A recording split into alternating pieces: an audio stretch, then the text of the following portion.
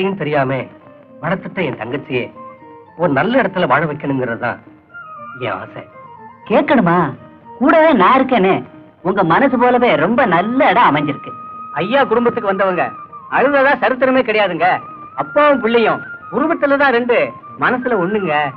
ஆமாங்க, அவ்வளவு பொருத்தம். கேட்கணுமா? கூடவே நான் இருக்கேனே. மாப்பிள வரலையா? அம்மாவுக்கு உடம்பு சௌரியம் இல்ல, கூடவே இருந்து பாத்துக்கிட்டு இருக்காங்க.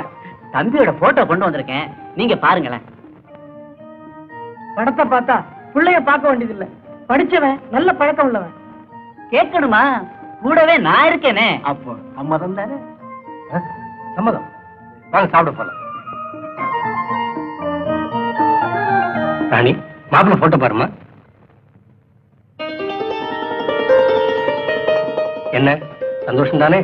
போங்கண்ணா, உங்களுக்கு பிடிச்சிருந்தா சரி.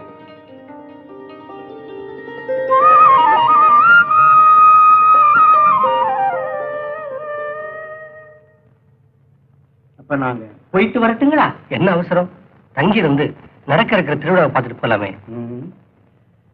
என்ன யோசிக்கிறீங்க? ஒன்றும் இல்ல, அம்மாவுக்கு உடம்பு சௌகரியம் இல்லாம இருக்கு, அதை பத்தி தான் யோசிக்கிறேன். என்னங்க சம்பந்தி ஏதோ சொல்றாரு, தங்கிட்டு தான் வாங்கலாம். அப்ப ஒண்ணு செய்யி, ஊருக்கு போய் விவரங்களை எடுத்து சொல்லி பையனை இங்க அனுப்பி வை. அப்படி ஏதாவதுன்னா உடனே எங்களுக்கு தண்ணி அனுப்பி வை. சரிங்க. கேட்கணுமா? நான் தான் கூடவே இருக்கேன்.